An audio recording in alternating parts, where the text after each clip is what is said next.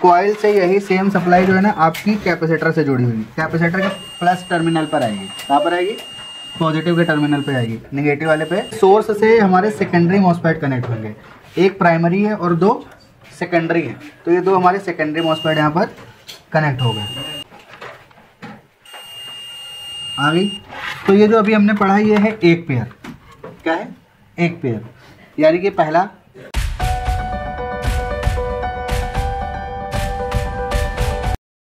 ATX power connector, इसमें दो pin होती है 12 वोल्ट की और दो पिन होती है आपकी ग्राउंड। ग्राउंड वाली जो पिन होंगी वो ग्राउंड से बीप करेंगी, बट 12 वोल्ट वाली पिन आपकी ग्राउंड से बीप नहीं करेंगी।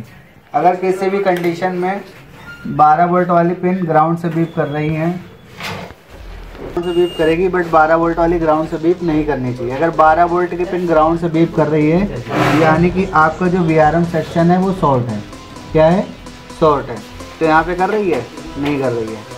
इसका सर्किट क्या होता है? 12 वोल्ट सबसे पहले जाएगी आपकी कॉइल पर। कहाँ जाएगी?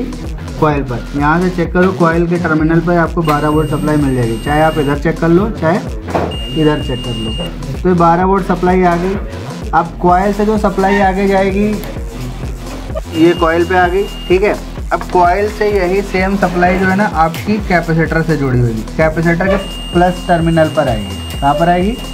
पॉजिटिव के टर्मिनल पे आएगी, नेगेटिव वाले पे नहीं आएगी, ठीक है। वो थोड़ी देर के लिए आएगी क्योंकि कैपेसिटर स्टोर हो जाता है इसलिए। तो पॉजिटिव का टर्मिनल है, यहीं से सेम सप्लाई आपकी आ जाएगी प्राइमरी मॉसफेट के ड्रेन पर। आ गई?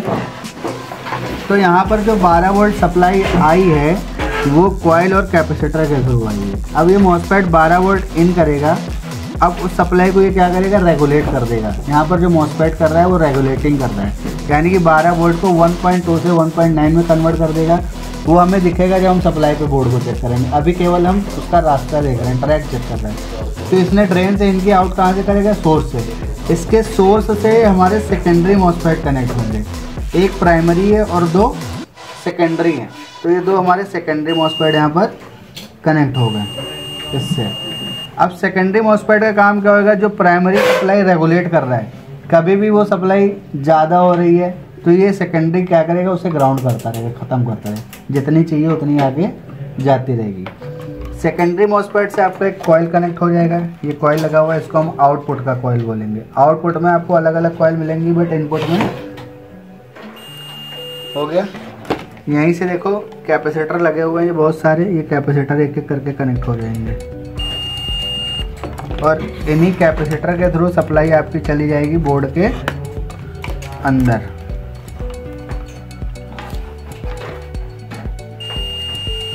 आ गई? तो ये जो अभी हमने पढ़ा ये है एक पेयर। क्या है?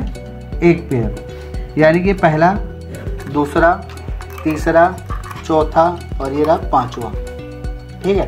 जो सप्लाई जाएगी अलग अलग पेयर से जाएगी, क्योंकि इसमें अलग अलग इसलिए दे रखी क्योंकि एक ही सेक्शन पे लोड ना पड़े। अलग अलग सेक्शन दे रखे, स्विचिंग करेंगे अलग अलग, पहले ये सेक्शन काम करेगा फिर ये, इस तरह से काम करता रहेगा। इसलिए इतने सारे मॉसफेट लगा रहे हैं। एक प्राइमरी दो सेकेंडरी, एक प्राइमरी दो सेकेंडरी, एक प्राइमरी दो सेकेंडरी, एक प्राइमरी दो सेकेंडरी। चाइनीज़ बोर्ड आते हैं, उनमें एक प्राइमरी एक ही सेकेंडरी होता है, टोटल 4 मॉसफेट में मदरबोर्ड चला देते हैं ज़्यादा करके। लेकिन इसमें देखो कितने सारे मॉसफेट लगे, मिनिमम 4 मैक्सिमम 16 मॉसफेट लगे होते हैं इस सेक्शन में। इस सेक्शन में एक IC भी लगी होती है। अब इस IC का पंगा क्या होगा?